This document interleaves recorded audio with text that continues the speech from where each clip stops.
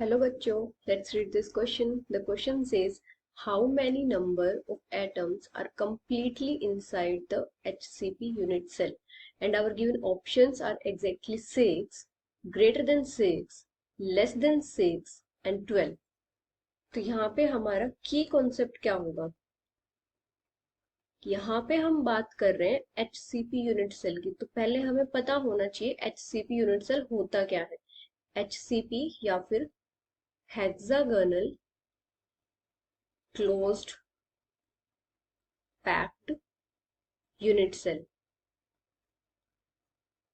या फिर HCP unit cell. HCP unit cell होता क्या है, पहले हम इसकी रिप्रेजेंटेशन देखते हैं 2D में क्या होती है. जैसे हमारी एक लेयर एटम्स की ये प्रेजेंट होती है, तो जो हमारी सेकंड लेयर होगी वो फर्स्ट लेयर के डिप्रेशन में प्रेजेंट होती है ऐसे.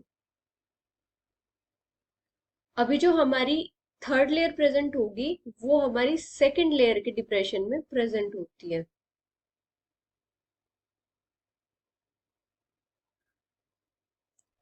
तो इस टाइप से हमारा एक हेक्सागन फॉर्म होता है.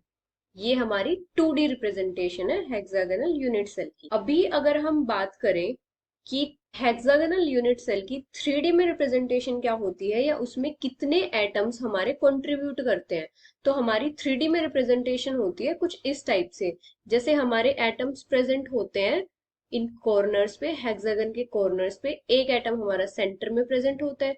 जैसे हमारे एटम्स प्रेजेंट होते हैं इन कॉर्नर्स पे,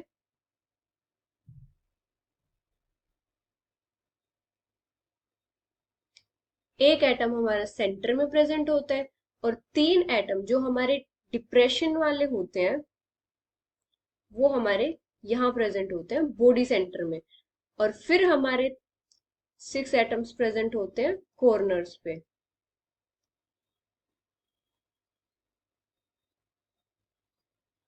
और एक हमारा फेस सेंटर पे प्रेजेंट होता है. अभी इससे हम क्या कंक्लूड करते हैं कि हमारे कॉर्नर्स पे 6 एटम्स प्रेजेंट है और एक HCP यूनिट सेल में टोटल 12 कॉर्नर्स होते हैं. 12 कॉर्नर्स होते हैं.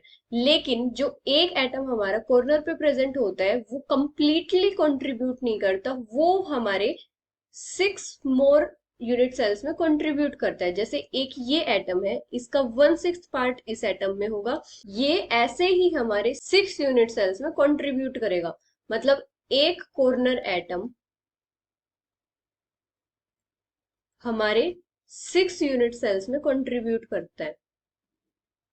अभी जो हमारा फेस पे एक एटम होता है ये हमारा 2 यूनिट सेल्स में कंट्रीब्यूट करता है. जो हमारा फेस वाला एटम होता है ये 2 यूनिट सेल्स में कंट्रीब्यूट करता है.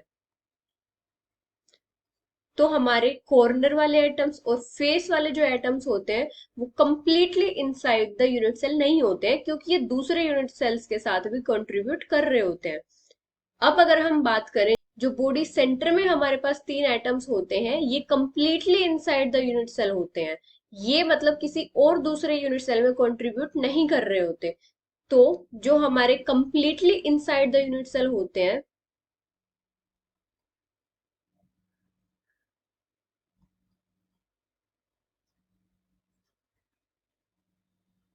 वो हमारे 3 एटम्स होते हैं.